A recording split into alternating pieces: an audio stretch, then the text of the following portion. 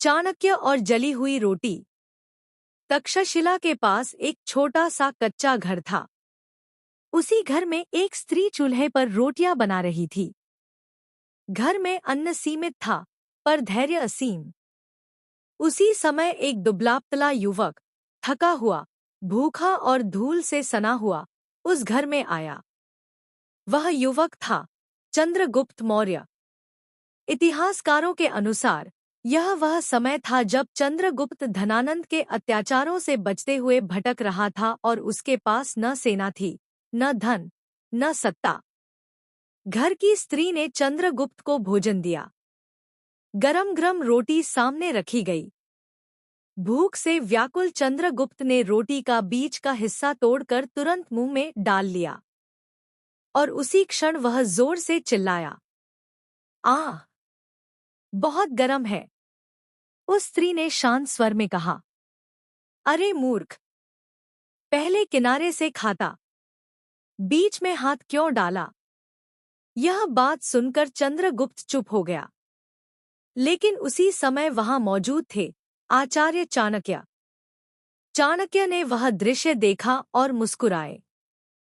उन्होंने चंद्रगुप्त से कहा, तुम युद्ध में भी यही गलती कर रहे हो। चंद्रगुप्त चौंका। चाणक्य बोले, तुम सीधे राजधानी पर आक्रमण करना चाहते हो। यह रोटी के बीच में हाथ डालने जैसा है। पहले सीमांत राज्यों को जीतो, फिर केंद्र अपने आप ठंडा हो जाएगा। इसके बाद चाणक्य और चंद्रगुप्त ने जो किया, वह इतिहास है। पहले सीमांत क्षेत्रों को संगठित किया, छोटे छोटे राज्यों से सहयोग लिया, जनता का समर्थन जीता, सेना को चरणबद्ध तरीके से मजबूत किया। चाणक्य का सिद्धांत था, सीधे शक्तिशाली पर हमला आत्मघात है।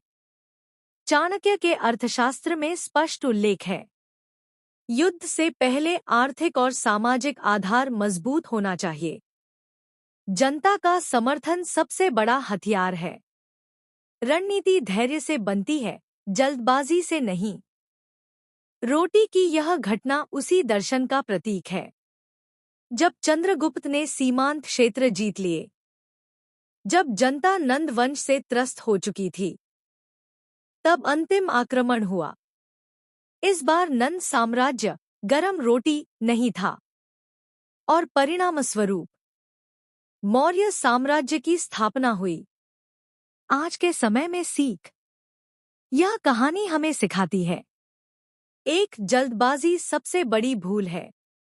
2, छोटे कदम बड़ी जीत लाते हैं। 3, पहले तैयारी, फिर प्रहार।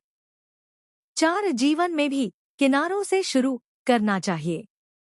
अगर आज आपका लक्ष्य बहुत बड़ा है, बिजनेस, करियर, पैसा, पहचान, तो याद रखिए, सीधे बीच में हाथ मत डालिए। पहले किनारे संभालिए।